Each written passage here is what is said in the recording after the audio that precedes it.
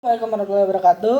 Saya Abdul Rafiul Islam. Di sini saya akan melanjutkan rangkuman mengenai buku pada psikologi olahraga pada bab 11, yaitu tentang teknik coping dalam aktivitas olahraga.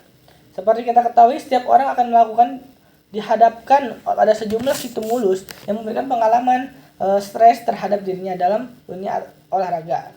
Atlet yang aktif dalam dunia olahraga, baik atlet daerah, nasional, atau internasional, harus mempunyai kemampuan dalam mengatasi stres yang lazim, dengan cepat mengatasi atau menyesuaikan diri terhadap tuntutan lingkungan baik internal, eksternal, ataupun berbagai permasalahan dan aspek yang kurang menyenangkan yang diterima oleh para atlet. Nah, di sini ada pengertian dan batasan coping. Istilah coping yang digunakan dalam buku ini sengaja tidak dibuat padanan katanya dalam bahasa Indonesia, sebab kesulitan untuk menemukan padanan yang sesuai. Selain itu, coping merupakan satu istilah yang sudah sangat dikenal oleh para pelatih, atlet, dan kaitannya dengan teknik atau strategi untuk mengelola tuntutan lingkungan baik secara internal eksternal, khususnya tuntutan dalam lingkungan latihan dan pertandingan olahraga. Meskipun begitu, juga dimaknai secara harfiah, coping berarti penanggulangan. Istilah coping biasanya dirangkai sebagai sebuah perilaku dan ketegangan, sehingga dikenal istilah frasa penanggulangan tingkah laku, coping behavior, dan frasa penanggulangan ketegangan, coping stress. Nah, di sini coping adalah coping emotions, pengendalian emosi, yaitu reaksi yang terjadi dengan cepat pada pikiran atlet untuk menerima input yang mengandung aspek pengusulan yang menyebabkan munculnya perasaan gelisah, tegang, dan tubuh menjadi siap secara fisiologi. Respon ini dikenal dengan istilah reflect, fight, or fight dalam sistem saraf simpatik. Nah, ada juga O. O adalah organize input atau pengelolaan input. Dalam masalah ini, atlet secara rasional menyempati terhadap input. Atlet akan mengetahui perbedaan antara informasi yang penting dan tidak penting yang diterima oleh para atlet, sehingga atlet mampu untuk mengelola input untuk sebaik mungkin. Lalu ada P. P itu adalah plan response, merencanakan respon. Atlet akan memfokuskan pada perasaan yang tidak menyenangkan untuk mencegah dan memelihara keadaan siap secara optimal dalam dirinya untuk mempersiapkan respon-respon berikutnya. Lalu sini ada E. E itu adalah execute atau pelaksanaan.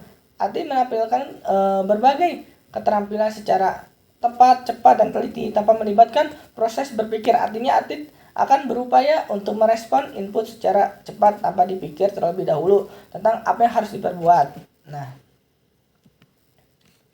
di sini ada kerangka konseptual coping. Atlet melakukan coping terhadap situasi-situasi yang mengakibatkan munculnya perasaan dan cemas. Nah, menurut Biden menjelaskan bahwa kesehatan merupakan salah satu sumber coping secara umum. Pernyataan tersebut mengandung makna bahwa memelihara kesehatan dengan baik merupakan sumber coping karena secara fisik dan psikis setiap orang akan siap menghadapi berbagai tuntutan yang datang pada dirinya. Upaya yang disiapkan bisa dilakukan adalah berlatih secara teratur dengan menggunakan teknik atau strategi tertentu. Nah, menurut Lazarus dan Volcom membedakan dua jenis strategi coping, yaitu strategi coping yang difokuskan pada masalah problem focused coping strategis atau PVCS, dan emotion focused coping strategis atau EFCS. Strategi coping yang dilakukan dan difokuskan pada masalah berorientasi pada upaya untuk meredakan atau mengurangi stimulus lingkungan yang menyebabkan respons stres.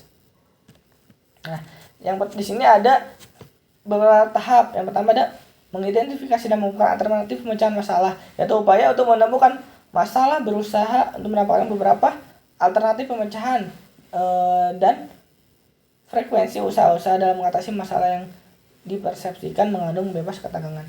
Yang kedua ada mempertimbangkan dan memilih alternatif terbaik, merencanakan tindakan yang akan diambil dengan mencakup sejumlah perencanaan,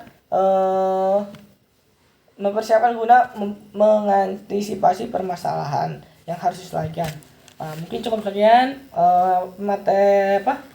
rangkuman pada bab kelima di buku psikologi olahraga. Kurang lebihnya mohon maaf. Wassalamualaikum warahmatullahi wabarakatuh.